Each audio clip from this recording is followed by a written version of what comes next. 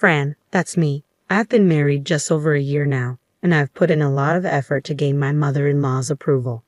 But it seems all my efforts were in vain. The reason? Well, it's quite straightforward. My mother-in-law approached me with something like this. I'm giving you back what I received. Needless to say, I was stunned. But no matter how hard I tried, my mother-in-law insisted on driving me to my parents' house, which luckily wasn't far. As we arrived, she shouted for my parents to come out. Inside the house, my father greeted her with a smile, but her expression was anything but friendly. "We need to talk," she said curtly, refusing to come inside. "We're here to return your useless daughter." My father's demeanor shifted, his face darkening. "What do you mean, useless?" "I mean exactly what I said," she replied, expecting my father-in-law to agree. "She's defective." My father's expression turned to one of disbelief. "Defective? What are you talking about?" "She can't do anything around the house, and she doesn't make much money," my mother-in-law continued, oblivious to my father's growing anger. "You want her back, don't you?"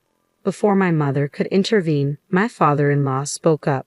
"That's what I said. We're returning her, so you should accept responsibility."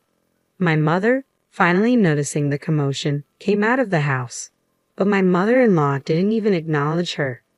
"I see," my father said, exchanging a glance with my mother. "Well then, there's nothing we can do. We'll take responsibility and close the deal." Close the deal? My mother-in-law was taken aback. "Wait, what deal are you talking about?" "You're asking us to take responsibility," my father-in-law said, a hint of annoyance in his voice. "It's a done deal." I couldn't help but laugh when I saw my father like that. I thought to myself, he was furious, but there was no stopping him when he got like this. My father was always serious about his promises, especially when it came to me. Perhaps it was because of my childhood. I was always frail as a child.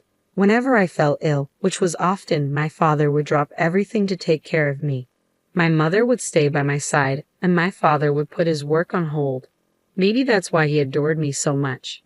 But being physically weak wasn't all bad. My parents showered me with gifts to keep me occupied while I was bedridden. I had books, video games, and my father's old laptop, which became my favorite pastime.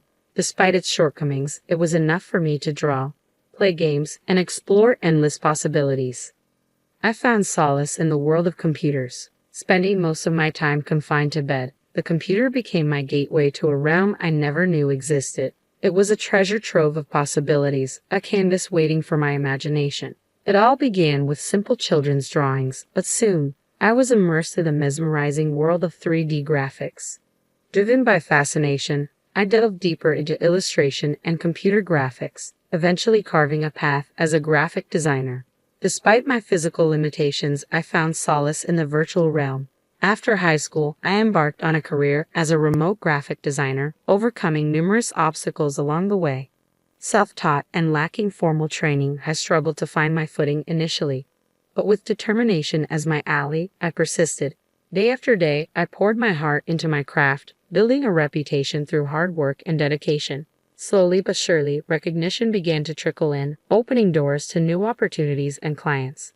5 years flew by in a blur of creativity and perseverance.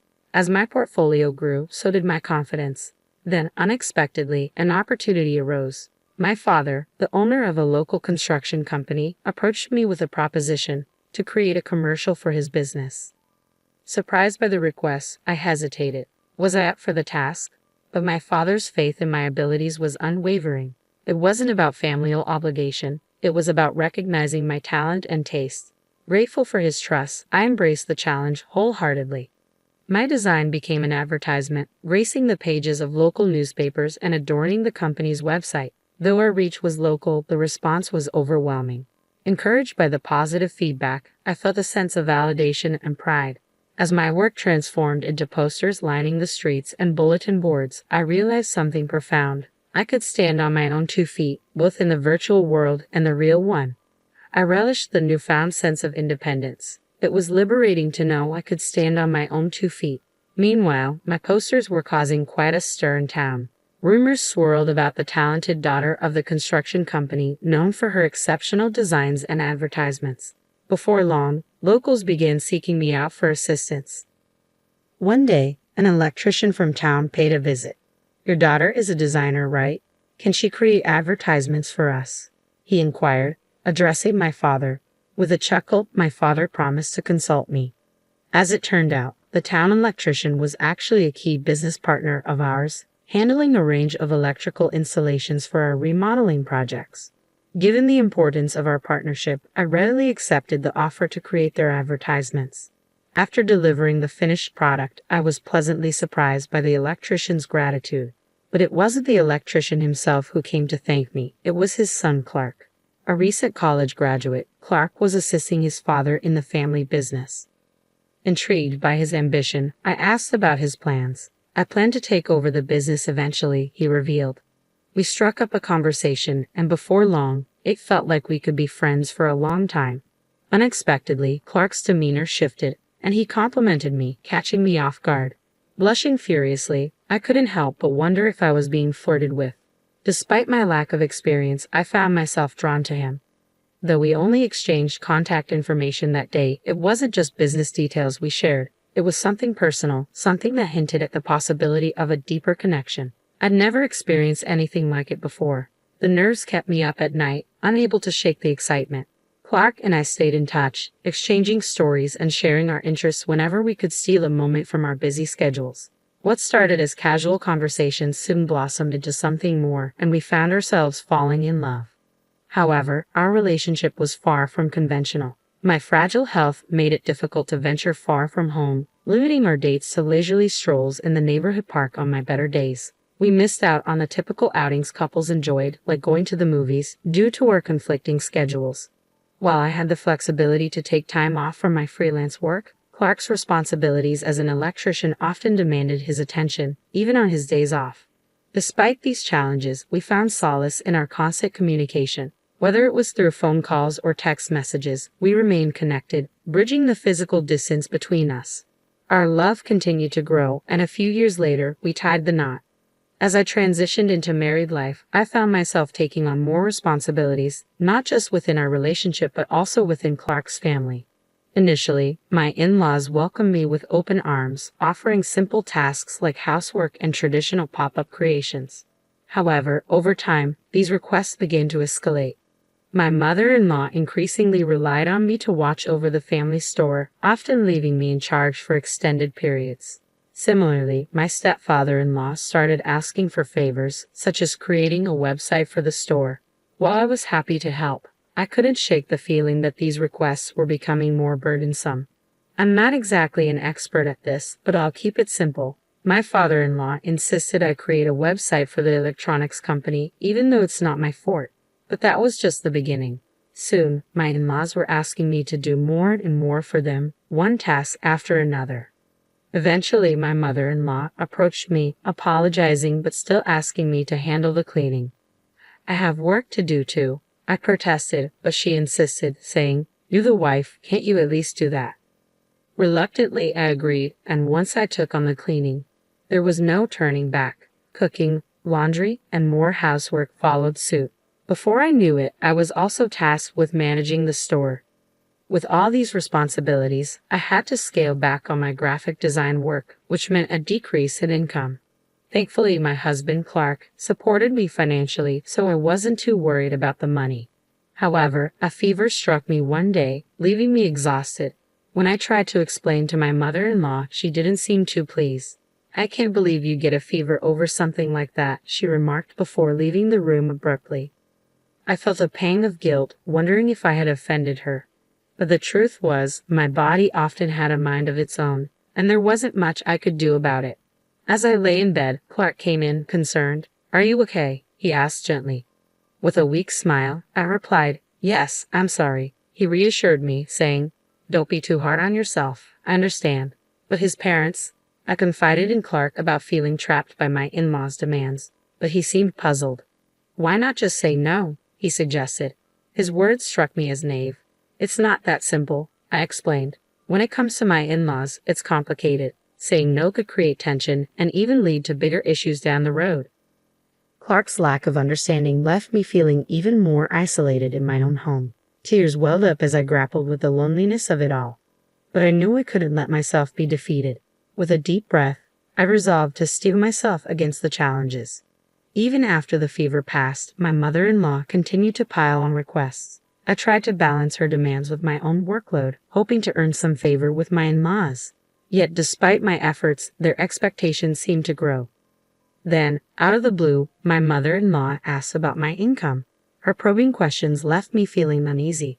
"It's none of your concern," I wanted to say, but her insistence on financial support caught me off guard. I couldn't shake the feeling that something wasn't right. Despite the supposed success of the electrician business, she hinted at financial struggles. It left me feeling unsettled, unsure of what to make of her request for money. Something didn't add up, and I couldn't shake the feeling that I was being taken advantage of. I hesitated before disclosing my income, aware of its modesty. "Right now, I'm bringing in about $500 a month," I admitted. My mother-in-law's reaction caught me off guard. "Only $500, she exclaimed, her face turning red. Feeling defensive, I pointed out that I contributed significantly to the household chores, from cooking and cleaning to managing the store and doing laundry in her absence. But my efforts seemed to fall on deaf ears. Suddenly, my mother-in-law excused herself, returning moments later with my father-in-law in tow. To my shock, she announced, "I'm returning you."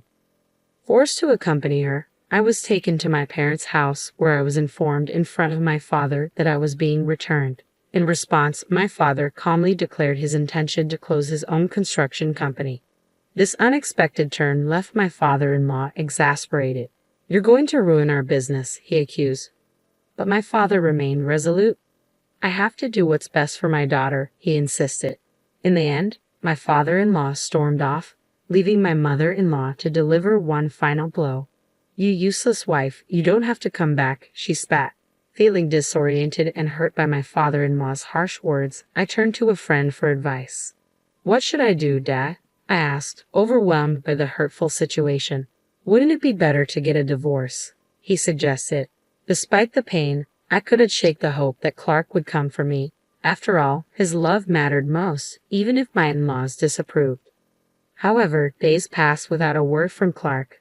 Finally, a message arrived from him, bluntly stating, "Let's get divorced." I refused to believe it, bombarding him with messages, but he remained silent. Eventually, Clark's lawyer contacted me, informing me that his parents had persuaded him to end our marriage. Devastated, I reluctantly agreed to the divorce, accepting the alimony and terms offered by Clark. Thus, my brief marriage came to an end. Meanwhile, my father's construction company shuttered its doors, but my brother stepped in to carry on the business independently, severing ties with Clark's family. The fallout from my divorce spread throughout the town, tarnishing Clark's family's reputation. As rumors swirled, they faced increasing avoidance and dwindling business. However, the situation took a surprising turn when my brother's construction company faced sabotage. Repeated incidents of vandalism, including broken air conditioning units, left us baffled. Despite reporting the incidents to the police, the sabotage persisted. Desperate for help, my brother reluctantly turned to Clark's family for assistance. To our astonishment, they not only agreed to help but also suggested charging a premium for their services due to the growing demand. Outraged by their exploitation of the situation, my father condemned their actions, declaring that profiting from others' misfortune was unacceptable. I seethed with anger, though the situation had nothing to do with me. Helpless, I resigned myself to the situation, but my brother refused to back down. "I'll find the culprit," he declared, rallying support from several clients. Curious about his plan, I questioned his choice of action. He explained that he would lend them intercoms for free. "Intercoms nowadays have video recording and sensor functions," he reasoned. Skeptical, I doubted it would be that simple. Yet within 3 days, the culprits were apprehended. To my shock, it was Clark's parents who were caught red-handed. They confessed to sabotaging the air conditioners in a bid to create work for themselves after losing clients. The term mutual collapse echoed in my mind. If my father quit the construction business, Clark's family would suffer too. The arrest triggered the downfall of Clark's family's electronics shop. Clark himself found work at a demolition site to pay for the damages. Though I sympathized, I chose not to involve myself further. Content with my life as a graphic designer and store manager at my brother's construction company, I relished the absence of nagging in-laws. Yet a new problem arose, my retired father's constant concern. Always asking if I was tired or okay, he hovered around me incessantly. Fed up, I joked that he should get a job too. Surprisingly, he took it to heart, returning to work at my brother's company. In that moment, I realized my father's love for me, and I couldn't help but reciprocate. With him back at work, it felt like we were finally on equal footing, and in that newfound balance, our bond grew stronger than ever.